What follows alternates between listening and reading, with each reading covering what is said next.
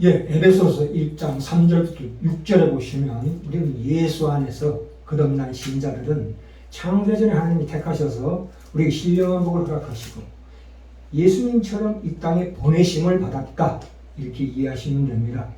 2700년 전에 요나와 지금 서 있는 저가 진리의 성령 그 한 분으로 인하여 하나 되는 교감이 일어나기를 간절히 원합니다.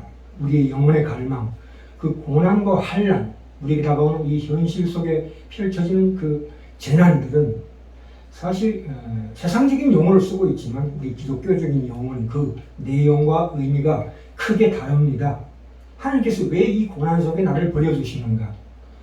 그 고난으로 만들어지는, 그렇다면 그 하나님의 영광이 과연 무엇인가에 대해서 따져보고자 합니다. 오늘 이 본문 요나서는 그 요나는 선지자답지 않게 굉장히 재미있고 웃기는, 우리와 가장 흡사한 혈기와 고집, 그리고 애국심이 타고난 유대인으로 이 참으로 좀 완벽해 보이지 않는 사람입니다. 우리가 이런 사람들에게 정이 많이 가죠. 그 인간성이. 왜냐하면 본인이 잘못해봐야 이 잘못한 그런 사람을 이해하고 용서할 줄 아는 법입니다. 자, 그러면 다 아는 내용이지만 짧게 요약해서 개관해보고자 합니다. 이 요나 때가 언제냐면은 예수님 오시기 700년 전쯤입니다. 그때 이제 북이스라엘, 남유다로 갈라져 있던 상태였습니다. 결국 몇십 년 후에 이 북왕조 이스라엘이 아수르에게 망합니다. 그래서 하나님께서 요나를 불러가지고 아수르의 적국이죠. 심판을 경고하고 회개를 촉구하게 하십니다. 이 아수르라는 나라는 참으로 잔혹한 나라입니다. 쇠로 된 무기를 쓰고 예루살렘에서부터 북동쪽에 니느웨라고 있습니다. 그게 이제 아수르의 수도예요. 이게 이제 그게 문명의 발상지죠. 메소포타미아, 티그리스강, 유프라테스강. 그러니까 니느웨로부터 북동쪽에 하란이라고 있어요. 또 밑에 내려가면 여기 그 갈라지는 지점에, 두 강이 갈라지는 지점에 갈대아 우르라고 있습니다. 아브라함이 갈대아 우르에서 하란으로 이사 갔죠. 그 사이에 니느웨가 있어요. 그래서 이 예루살렘에서부터는 그 니느웨까지가 한 800km 정도 됩니다. 또 그런데 이 요나가 어디로 도망가냐 하면 이 예루살렘 위에 있는 요바항에서 다시스로 도망갑니다. 다시스는 지금의 스페인이에요. 이쪽은 그 니느웨 쪽은 터키, 아니다, 이라크 쪽입니다. 이쪽은 터키 쪽이고, 그러니까 이쪽으로는, 그러니까 니느웨, 예루살렘으로부터 다시스까지는 3,200km나 됩니다. 그러니까 하나님이 가라고 하는 방향하고 완전히 반대로 도망가게 됩니다. 그래서 지금 요나서 1장에 보시면 4절에 그래서 여호와께서 대풍을 바다 위에 내리심에 하나님께서 이 폭풍이 일게 합니다. 그래서 배가 파손하게 되는 상태에 처하게 됐죠. 이 풍랑을 만나서 이제 제비를 뽑습니다. 물론 제비를 뽑아서 요나가 당첨되는데 그것도 하나님의 하신 일이죠. 그래서 자기가 고백을 합니다. 역시 뭐 선지자니까 틀리죠. 자기가 하나님의 명을 어기고 도망가서 이 일이 생겼다고 고백합니다. 그러고 난 다음에도 이제 선원들이 요나를 던지지 않았는데 결국 계속 폭풍이 계속 이어지는 바람에 요나가 나를 던져라 해서 던집니다. 바닷물에. 그때 또 하나님은 준비하셨던 물고기 나오죠. 1장 17절에 여호와께서 이미 큰 물고기를 예비하사 요나를 삼키게 하셨으므로 요나가 3일 3야를 물고기 배에 있으니라, 이렇게 나옵니다. 그래서 이 물고기 뱃속에서 사흘을 갇혀 지내면서 그 험난한 고통 속에서 회개를 하는데 이 회개가 회개 같지 않은 회개입니다. 물론 나중에 이제 그 니느웨에 가서 3일 길인데, 니느웨라는 성읍이 걸어서 3일 길이라고 나옵니다. 여기 3장 3절 4절에 요나가 여호와의 말씀대로 일어나서 니느웨로 가니라. 니느웨는 극히 큰 성읍이므로 3일 길인데 요나가 그 성에 들어가며 곧 하루길을 행하며 회개하라 그러고 그냥 확 지나간 겁니다. 말하자면 아직도 그 분이 안 풀린 거죠. 왜 하나님의 백성인 우리를 위한 하나님이지 어떻게 저 심판받아 마땅한 아수르의 니느웨가 왜 하나님께서 그들에게 회개를 촉구하는 나는 하기 싫다. 억지로 간 겁니다. 예. 왜냐하면 보세요.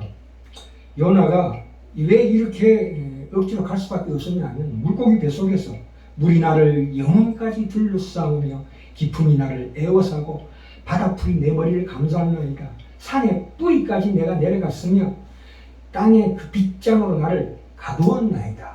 이렇게 기도하는 대목이 나옵니다. 그러면서 2장 4절에 참 귀한 말씀이죠. 내가 말하기를 내가 주의 목전에서 쫓겨났을지라도 다시 주의 성전을 바라보겠다 하였나이다. 이게 무슨 얘기냐면 우리도 그렇죠. 현실 속에서 다가오는 여러 가지 고난과 고통 속에서 마치 하나님이 나를 버린 것 같은 체험을 하게 됩니다. 물론 진짜 버린 건 아니지만 하나님께서 잠깐 우리를 그렇게 단련시키기 위해서 일부러 어머니가 자식을 멀리 떼어놓는 것처럼 이렇게 하실 때가 있습니다. 이때야 비로소 이 요나가 하나님의 뜻을 이제 이해를 하게 됩니다만은 그래도 감정적으로는 원망과 분노, 불만을 가지고 있습니다. 그래서 3일 길을 하루 만에 가서 외쳤는데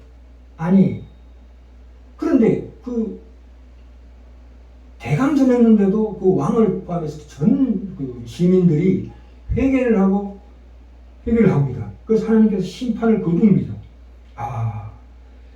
그래서 4장에 보시면 요나가 심히 싫어하고 노하여 내가 고국에 있을 때 일을 하겠다고 말씀하지 아니하였나이까.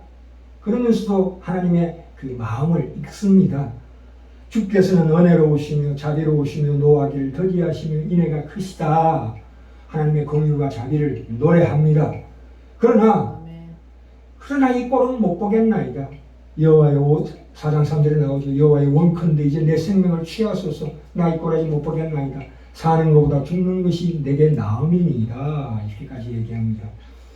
4장 6절을 보시면 하나님께서 요나가 이제 소돔과 고모라처럼 니네가 멸망당하기를 바라는 그 마음으로 성곽 동편에 움막을 짓고 말하자면 1인 시위를 하고 있는 상황에서 뜨거운 햇볕 아래 너무 뜨거우니까 하나님께서 박능쿨을 예비하십니다.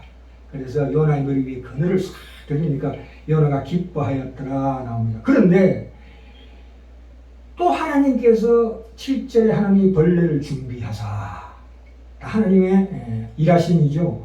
이 벌레가 이 나무 이파리를 다 씹어먹게 해가지고 아침에 뜰 때 더 뜨거운 동풍을 준비하셨다 하나님께서. 그랬더니 요나가 뭐라 했습니까? 또 사는 것보다 죽는 것이 내게 나으니이다. 참 이 요나의 비명이 우리의 비명과 동일합니다. 이랬다 저랬다 그냥 끝까지 처음부터 끝까지 아주 그냥 바보같이 행동합니다. 그럴 때 하나님께서 드디어 말씀하십니다. 하나님의 마음을 얘기합니다. 4장 9절에 하나님이 여호와께 이르시되 네가 이 박능풀로 인하여 성냄이 어찌 합당하냐? 그가 대답하되 내가 성내어 죽기까지 할지라도 합당하니이다. 끝까지 하나님께 대듭니다. 여호와께서 가라사대 네가 수고도 아니하였고 배양도 아니하였고 하룻밤에 났다가 하룻밤에 망한 이 박능풀을 네가 그렇게 아꼈거늘 하물며 이 큰 성읍 니느웨에는 좌우를 분변치 못하는 자가 10만 명인데 내가 그들을 아끼는 것이 어찌 합당치 아니하냐 이렇게 말씀하고 있습니다. 이것이 하나님의 마음입니다. 우리 일상생활 가운데 현실에서 다가오는 여러 가지 고난과 갈등의 그 끝이 뭐냐? 하나님의 영광이다 이거예요. 그걸 바라고 즐거워하는 그 소망 가운데 있어야 된다. 하나님의 긍휼과 자비. 그래서 이 요나의 표적이라는 것은 예수님께서 직접적으로 하나님의 그 마음을 그게 하나님께 순종하는 하나님의 긍휼과 자비에 순종하는 그 예수님이 진정한 내가 하늘로서 내려온 그 표적이다 이렇게 얘기하는 대목입니다. 결론이. 자 그러면 여기 요나가 우리가 궁금해하는 그 큰 물고기 요나를 삼킨 물고기에 대해서 우리가 알아보고자 합니다. 이 고래는 아니라고 봅니다. 고래는 허파로 숨쉬기 때문에 그 포유류입니다. 물고기가 아니죠. 이 보통 그 지중해에 사는 그 고래상어라든가 또 백상아리 이런 상어로 우리가 추측하고 있습니다. 그게 크기는 5m에서 10m, 13m, 16m까지 도달하는 큰 상어가 있대요. 그거는 이제 이빨이 뭐 쌀만 해가지고 찢거나 물어뜯고 씹을 필요 없이 그냥 삼키는 그런 종류입니다. 그래서 물과 함께 아니 덩치에 맞지 않게 플랑크톤이나 뭐 새우 작은 물고기를 물과 함께 마시고 아가미를 통해서 물을 배출하는 그런 여과식 방법을 쓰는 상어입니다.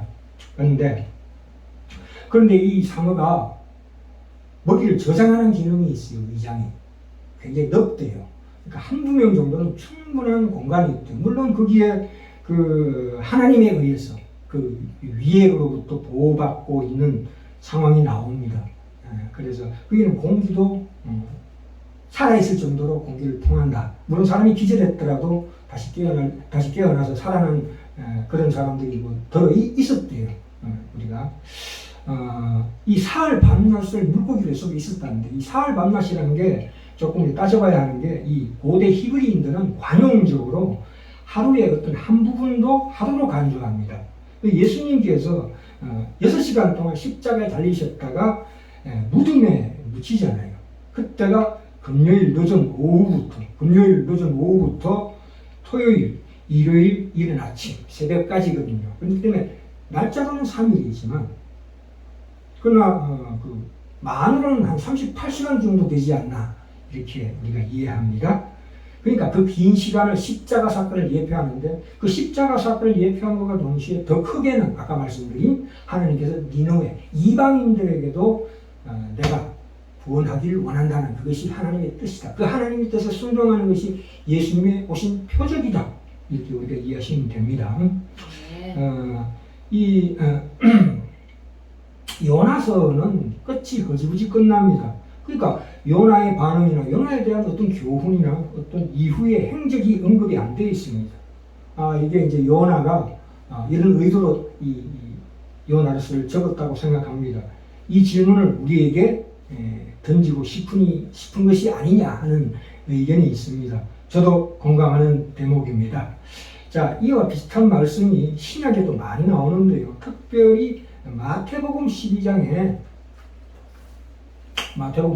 보시면 나옵니다.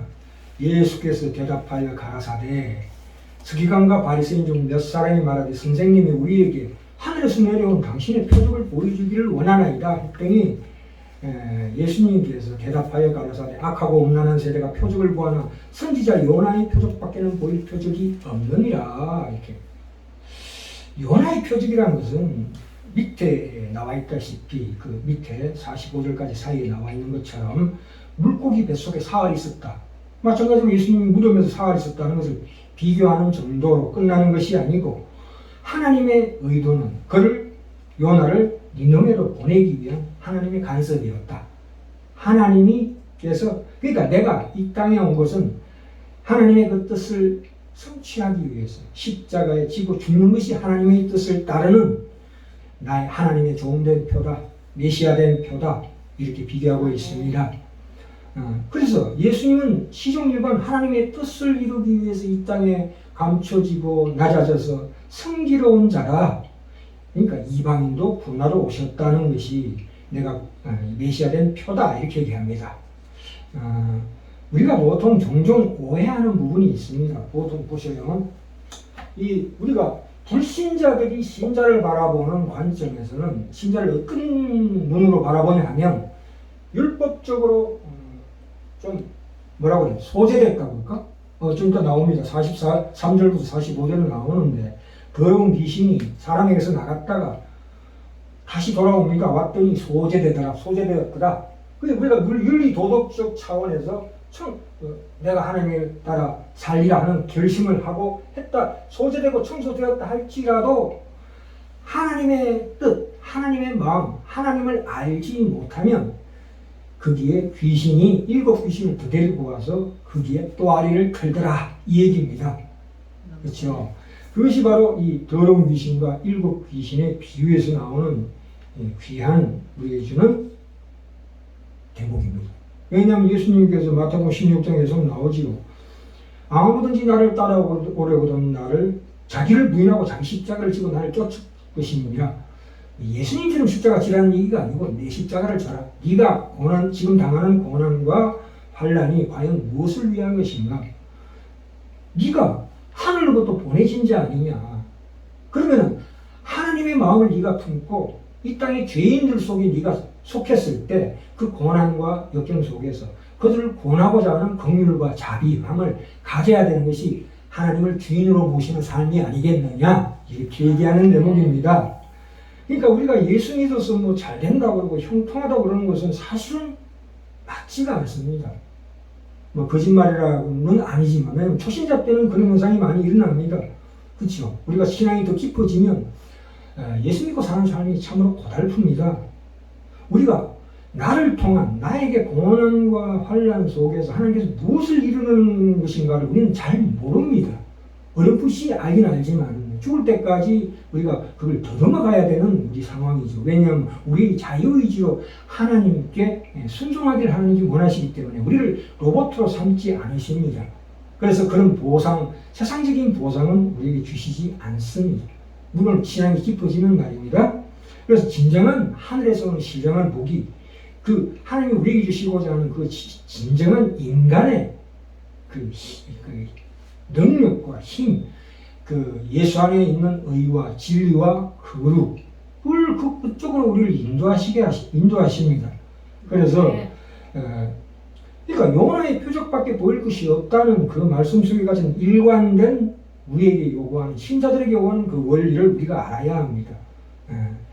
그래서 우리가 윤리 도덕적으로 완벽해지려고 하는 그 마음은 좋은 거지만 그것이 결국은 어디로 가냐면 자기 의로 갑니다. 자기 자랑으로 가고 자기 과시욕으로 갑니다. 자기 자부심으로 갑니다. 그런데 하나님은 그걸 원하시는 게 아니라 내 안에 죄인들을 향한 그 긍휼과 자비를 원하십니다. 그래서 예수님께서 마태복음 9장에 11절부터 13절에 나오죠. 내가 의인을 부르러 온 것이 아니라 죄인을 부르러 왔노라. 하나님은 제사보다 긍휼과 자비를 더 원하십니다. 하나님이 내게 예배를 원하는 것은 예배라는 형식보다도 더 중요한 하나님의 마음을 알아서 그 하나님의 마음을 함께 동참하는 자로 선다. 그 긍휼과 자비를 원한다 이 말입니다. 그죠? 내가 너희들에게 준 율법이나 어떤 윤리 도덕적인 그런 삶은 내가 진정으로 하나님께 순종하고 하나님의 그 주시는 복에 무릎을 꿇기 위해서 허락하신 것이다. 이렇게 말씀하시고 계십니다. 그래서 우리가 이 요나의 삶에서 또 보시면 마태복음 12장 40절하고 41절, 42절을 보시면 41절에 보시면 심판 때문에 니느웨 사람이 일어나 이 세대 사람을 정죄하리니 이는 그들이 요나의 전도를 듣고 회개하였음이니와 요나보다 더 큰 이가 여기 있느니라. 니느웨 사람들이야 요나가 물고기 뱃속에 있었는지 아는지 모르죠. 그러나 하나님께서 그들을 회개케 하시고 심판을 거두어 주신 것은 아는 거죠. 그죠? 그들이 도리어 이때 너 악한 세대들에게 그게 증거가 된다 이 말입니다. 그리고 42절에 심판 때 남방 여왕, 여기서 얘기하는 남방 여왕이라는 것은 그 애굽 밑에 보면 아라비아 반도에 있는 그 에티오피아, 이를테면 시바의 여왕입니다. 그 사람이 이 솔로몬이 하는 그 하나님의 말씀을 듣기 위해서 솔로몬에게 찾아왔습니다. 그게 표적이다 이 말입니다. 기적을 보고 온 게 아니라 하나님의 말씀을 듣기 위해서 왔다. 그래서 남방여왕이 그래서 와서 성경과 그 법궤, 물론 모조품이겠죠. 그것을 가지고 가서 지금까지도 전해지고 있다는 거 아닙니까? 이 솔로몬의 후손들이 아마도 그게 살았는지도 모릅니다. 그래서 서로 교류가 했어요. 그래서 시바 여왕에 와서 솔로몬의 그 하나님의 말씀을 듣고 당신은 참으로 복받은 자가 하나님의 말씀이 참으로 귀하고 옳다. 하나님의 말씀이 표적이다. 이 말입니다. 쉽게 얘기해서 하나님의 말씀을 듣고 지키는 자가 하나님의 뜻에 있는 복 있는 자다. 다시 반복합니다. 요나의 표적이라는 것은 3일간 물고기 뱃속에 있었다는 것보다 더 크게 하나님의 말씀을 지키는 자가 복있다 이런 뜻입니다. 그러니까 이런 하나님의 말씀을 깊이 상고해야 합니다. 아까 서두에 말씀드린 것처럼 우리는 예수님처럼 하나님으로부터 보내심을 받은 자예요. 이 보내심을 받은 우리 현실은 어떻습니까? 요나처럼 예수님도 나의 하나님 어찌 나를 버리시나이까 이렇게 비명 지른 것처럼 우리도 참으로 이 불만과 분노가 많은 있는 삶 속에서 삽니다. 그 요나와 하나님과의 씨름을 통해서 우리 현실을 이런 식으로 이런 차원에서 이해해야 합니다. 아멘. 하나님이 마치 우리를 죽이기로 한 자처럼 버려지듯이 이 사망 가운데 이 땅이 사망의 골짜기죠. 보내집니다. 그러니까 우리가 보기에는 느끼기에는 하나님 우리를 보호해 주지도 않고 아무 증거도 보여주지 않고 간섭도 하지 않는 것처럼 보여집니다. 매일 우리는 죽음 앞에 놓여 있는 것과 같다. 그건 당연한 거다. 답이 없는 인생이 고단한 현실입니다. 참으로 분통이 터지는 삶에 대해서 우리는 의문을 가질 때 그때야 비로소 말씀을 통해서 말씀이 내 안에서 빛을 비추고 있어야 합니다. 등불을 등경 위에 두고 불을 비춰야 되잖아요. 내 마음속에 하나님의 말씀에 대한 그 빛이 찬란하게 빛나야 비로소 내가 이것이 하나님의 마음이구나. 내가 하늘의 미랄처럼 이 땅에 주어져 있구나를 깨달을 때 참으로 이 답이 없고 영혼이 갈급한 이 상황 가운데서 비로소 진정한 소망을 발견하게 되고 그로 인하여 하나님께서 우리에게 기적적인 삶을 살게 하시는 그 기적의 현장을 우리가 체험하게 된다 이 말입니다. 그러한 것들 인간이 추구하는 평범한 인간의 행복이라는 것들을 기독교가 말하는 이런 축복을 하고 바꾸려고 하면 안 돼요. 그런 모든 시험을 걸러내야 합니다. 그죠? 우리가 하나님 주시는 고난과 환난이라는 것을 새롭게 의미를 다시 찾아서 하나님의 마음을 삶에 적용시키며 살아가는 진정한 예수님 닮은 그 인내와 절제와 섬김, 죽었다가 살아난 것 같은 그러한 마음, 부활한 마음, 부활의 증인으로 우리 가족들에게 전해야 하고 특별히 이웃보다도 먼저 내 자신이 먼저 하나님의 긍휼과 자비로 말미암아 나를 용서하고 그 하나님 안에서 하나님과의 씨름 속에서 내 속에 있는 울분과 분노와 불만을 해소되는 그 놀라운 하나님의 우리의 영혼을 뒤흔드는 그 놀라운 기적을 체험하는 우리 귀한 치료하는 게 성령으로 다 되시길 간절히 원하는 바입니다. 아멘. 마지막으로 이 고린도후서에 나오지요. 내가 사망의 음침한 골짜기 우리가 항상 예수의 죽음을 몸에 짊어지는 예수의 생명이 또한 우리 몸에 나타나게 하려 함이라. 우리 살아있는 자가 항상 예수를 위해 죽음에 넘기움은 예수의 생명이 또한 우리 죽을 육체에 나타나게 하려 함이라. 그런즉 사망은 우리 안에서 역사하고 아멘. 생명은 그의 안에서 역사하니라. 이 아멘. 귀한 우리의 직분, 우리 사명, 우리 소명을 죽는 날까지 가지고 있으면 그 인생은 참으로 의미 있고 보람 있고 가치 있고 명예롭고 영광스러운 인생이다. 이렇게 이해하시는 우리 주변의 성도들 다 되시길 간절히 원합니다.